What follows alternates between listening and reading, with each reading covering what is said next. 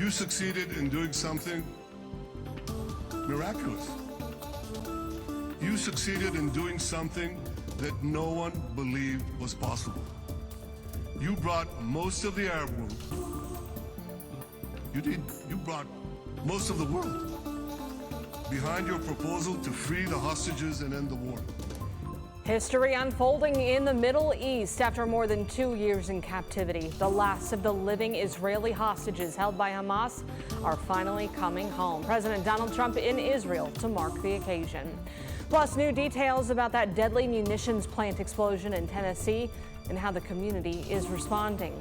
And later, Louisville police asking for your help to capture who they believe are committing a string of thefts across the city. An update from LMPD just hours away.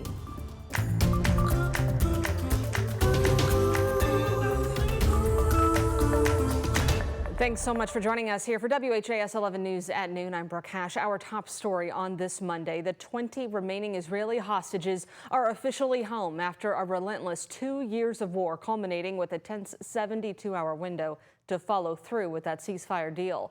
Hamas is expected to release the remaining deceased hostages after proper identification, and then the more challenging work of rebuilding Gaza begins. But today, a sense of accomplishment and hope across the region, with President Donald Trump receiving the warmest of welcomes for brokering that deal. ABC's Christian Cordero takes us there. Today, on the 738th day of captivity, 20 Israeli hostages returned home into open arms, with friends and family watching on from across the region in jubilation. So this is the time to celebrate. In Hostage Square, Israeli and American flags wave above thousands of people as President Trump receives a warm welcome from Israel's parliament. Donald Trump is the greatest friend that the state of Israel has ever had in the White House. Trump met with some hostage families before addressing the Knesset in a victory lap type speech. Like the USA right now, it will be the golden age of Israel and the golden age of the Middle East. Though little is known about what comes next for the region, the president vows the ceasefire in place will lead to lasting peace. The long and painful nightmare is finally over. And as the dust settles, the smoke fades, the debris is removed, and a beautiful and much brighter future appears suddenly within your reach. During Trump's speech, a moment of confrontation. Two members of parliament ushered out after their protest, holding a banner that reads, "Genocide." Today, nearly 2,000 Palestinian prisoners were released in exchange for the hostages. One of those released Palestinians in a bus pushing through a crowd sees someone he recognizes, who's hoisted up for a quick embrace before the bus moves on. In 2 years, 67,000 Palestinians have been killed, according to the Hamas-run health ministry. As the silence of a ceasefire falls over Gaza, now comes the rush to bring in desperately needed humanitarian aid. Many now return home to find anything but.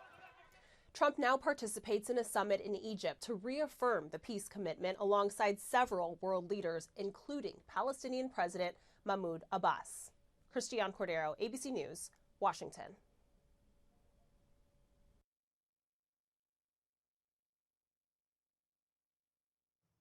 All right, and back to that humanitarian aid. More UN aid trucks are now moving into Gaza. About 600 are expected to enter each day, carrying food, medical equipment, and supplies. UNICEF says 50,000 children are at risk of malnutrition and needing immediate treatment.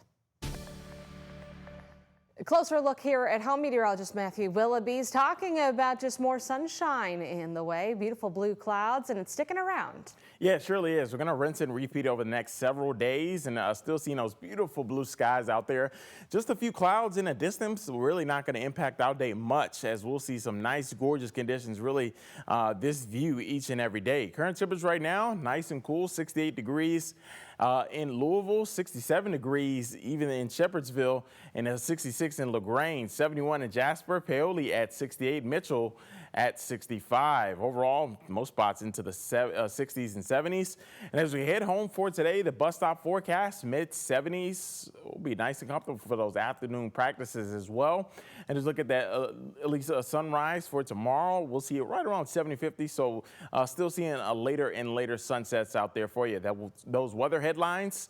Overall, nice and sunny conditions for your Monday. This week, we'll see some slightly warmer conditions throughout the week as well. But this weekend, tracking more rain chances on the way for us. The hourly planner will bring us up into the lower 70s by about 2 p.m. with plenty of sunshine, topping off right into the mid 70s. And really across the area, most spots will be into the mid 70s. Not really seeing necessarily upper 70s just yet, but overall, some nice fall conditions out there for you as we head towards today. I talked about the brief warm up on the way for us. We'll likely see that as we head towards tomorrow, where temperatures will be close to 80 degrees. But I'll be talking about the rest of your week coming up in just a few minutes. We'll send it back over to you, Brooke. Matthew, thank you. Take a look at your screen. LMPD is asking for your help finding 4 people after that alleged theft spree across the city. Police said several suspects are targeting homes and cars in neighborhoods from Valley Station, PRP, and Fairdale. They're believed to have been carrying guns and using a light-colored SUV. Police said to be extra cautious and lock your doors. If you have any information, call the anonymous tip line. That's 574-LMPD. We are expecting to hear from detectives at 2 o'clock this afternoon with the details. We'll be there. Overcrowding is pushing JCPS to rethink boundary lines. The new Echo Trail Middle School at the Parklands is already at 114% capacity. Now the district is considering redrawing the boundaries to divert some of those students to Crosby Middle School. One board member said while rezoning is not easy, it is the cheapest option, with the district already facing a massive budget deficit. While it's not fun to change a district line, it doesn't cost any money. Board member Taylor Everett there. The board was supposed to vote on the proposal tomorrow, but it was since pulled from the agenda. Now JCPS is planning to host community forums for public input. The goal is for the board, though, to vote before the window to choose your school for the next school year in just a matter of weeks. Well, you probably come across ultra-processed foods every day, but now one Kentucky lawmaker is pushing to ban them in the school cafeteria. State Representative Stephen Doan of Northern Kentucky plans to sponsor that bill early next year. It would require districts to remove food dyes and other substances linked to health concerns from school cafeterias and vending machines. JCPS board member Taylor Everett said he supports that bill. Basically, they know that if there's not much competition, they don't need to change that much, and they can provide the cheapest food. So yeah, if we have a law to back us up to say, look, you have to do this, it helps a ton. Other board members say they also want the healthiest options for our kids, but worry that the proposal will not come with the necessary funds attached to it. Again, JCPS already dealing with a major $188 million budget deficit. Blessings in a Backpack is set to host its second annual 5K fundraiser later this month. It's how the local nonprofit raises money for its mission of ending student hunger in New Albany Floyd County schools. Our Gabriel Gonzalez shares what keeps longtime volunteers coming back year after year.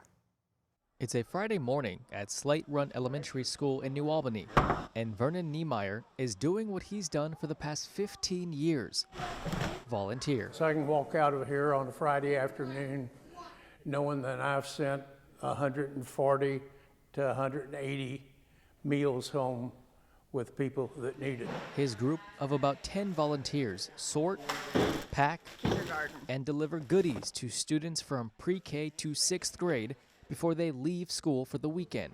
These volunteers are retired from Floyd County schools, former teachers, principals, and police officers. Vernon, a retired officer, leads the charge during packing hours.